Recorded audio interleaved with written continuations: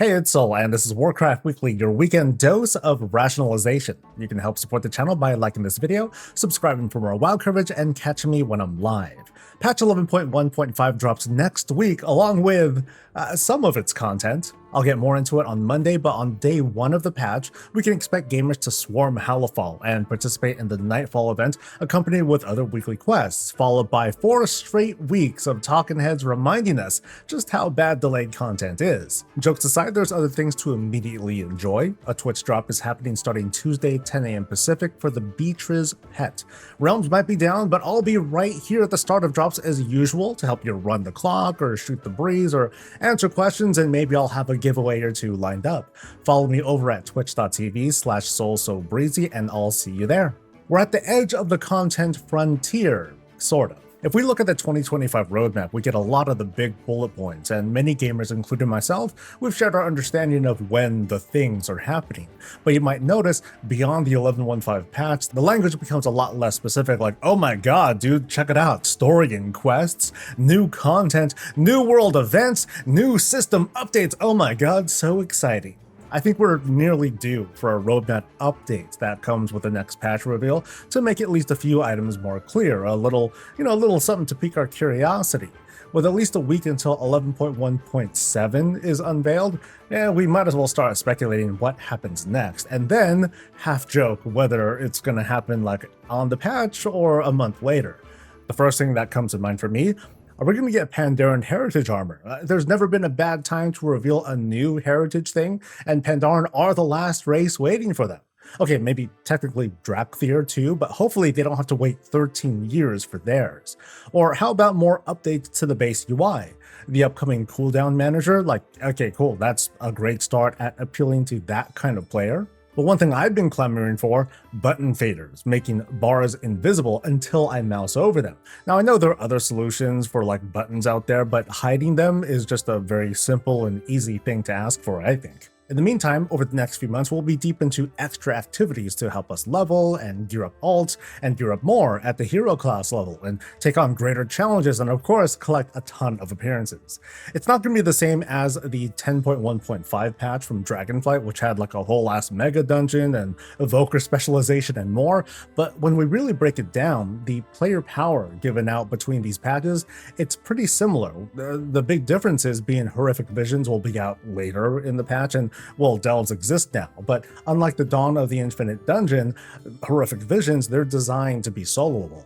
I'm curious what your predictions are for 11.1.7, because I admit I don't have any great ideas. I think I'm damaged. Like, I can't see anything but what's happening at the end of this year, and I feel bad because I am enjoying The War Within. It's just that, every day I'm hoping for just a few more drips from that player housing spigots. But anyway, the next patch is almost definitely going to feature some story bits leading us towards the final major patch of The War Within, where we might finally see the Horde and Alliance do something. Otherwise this is going to turn out to be some episode beach filler expansion, at least for them. But now the floor is yours. What do you think's happening next? It's my trinket and I want it now, or at least gamers are saying the equivalent when it comes to the Puzzling Cartel Chips Blizzard promised in 11.1. These chips, or what people call them Dinar still because Shadowlands was clearly their favorite expansion, these chips reportedly can be traded in for the more valuable gear from the current raid. Now they're still on the way, more info is coming after 11.1.5 launches next week, but well, in the meantime, folks are venting their frustrations and jumping into their developer armchairs to give their very correct takes on what Blizzard should be doing. Now, of course, I'm under no illusion, I'm sitting right alongside you. But we should first give the timeline of how we got here. Going all the way back to mid-January, so like 2 years ago, the WoW team published a post about the Galagio Loyalty Rewards Club. It's a renown track with a bunch of goodies.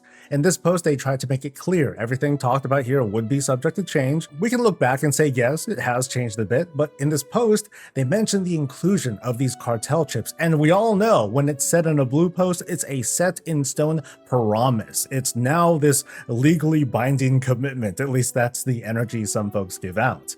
Just a few weeks later, in a new PTR build, a number of changes did happen to the renown track, and the cartel chips were removed. Among the folks who pay attention to that sort of thing, some of them quickly fell into a big panic. Blizzard anticipated this with additional dev notes reassuring folks they're not being removed entirely, they're just looking for a new place for them. Now, quick take here, but as it stood, the cartel chips, they weren't really in a good place on the renown track. Originally, they were going to be given out when we reached renown levels 17 and then 19. Now, that would have meant the week of June 17th for the first chip and the week of July 1st for the second. And June 17th, by the way, is the estimated launch date for the 11.1.7 patch. So yeah, I'm pretty glad they decoupled this from the renown track. Anyway, a few weeks after that post, during the Warcraft 30th anniversary in London, Nagura interviewed Ian Hazzikostas and Maria Hamilton, and they revealed we'd learn more about the cartel chips after the 11.1.5 update. Now, this was reported, but the reach, it only went so far. The reassurance, it eroded over time, and we cut to this week now, when the anxiety over the cartel chips reached a fever pitch. It was enough that Blizzard made a post to calm folks once again that more will be learned after the patch. But of course, for some, that isn't enough, and they want the facts right now. So why are some of these folks upset? After all, this is going to be the first time Blizzard's giving us a best-in-slot sort of vendor that isn't during Season 4 of an expansion. And keep in mind, there are people out there who are adamant there won't be a Season 4 of The War Within. I believe otherwise, but hey, nothing's off the table. The loudest outcry sums up to this, that it's too little, too late.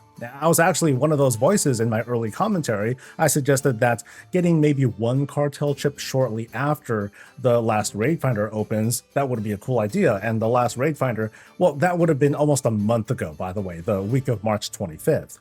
So that way we would have one piece of gear slot locked, and especially for players who don't push super high-end content, they'll have this really cool and powerful piece of gear that grows with them. I thought that'd be cool.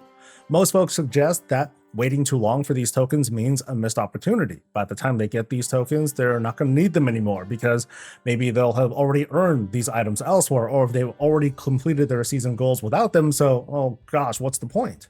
Now, think back to their early dev post in February when the cartel chips would have been released in June. I mean, that information, obviously it wasn't final, but at the time, it was a good enough idea to put it out there for the public to see and get some early feedback, and well, that feedback was definitely given.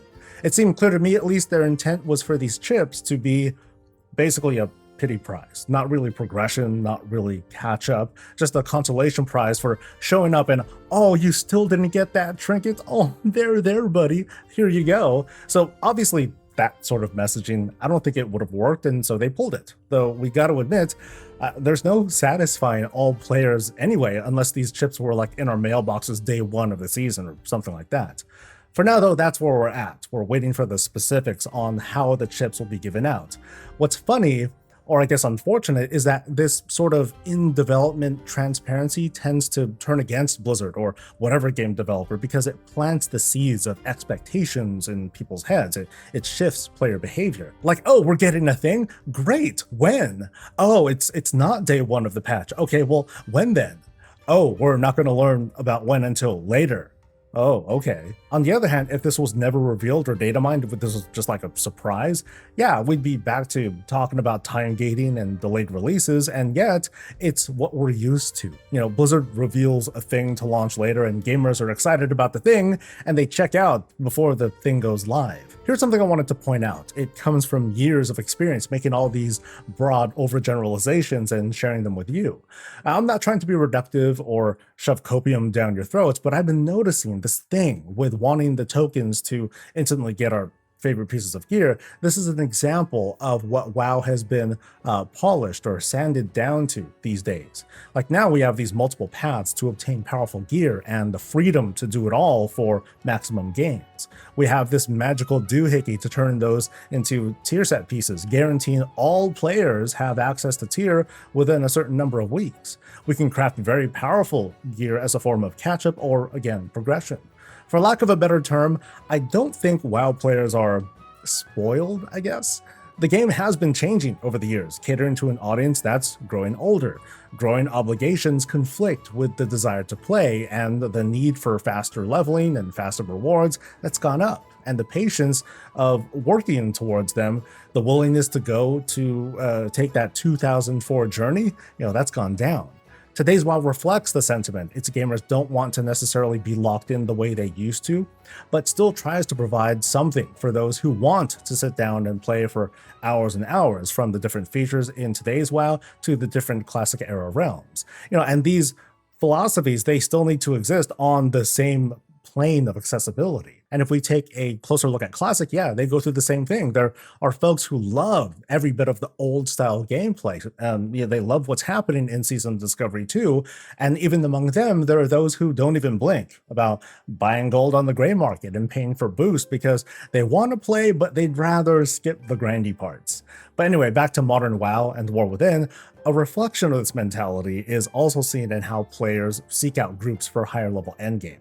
The pug world is and is not patient. In some cases, people have to endure numerous rejections to groups, but they prefer that over the time it takes to make friends and build relationships and maintain them. I don't mean that as a diss either. Players' experience over the years just led to these sorts of preferences.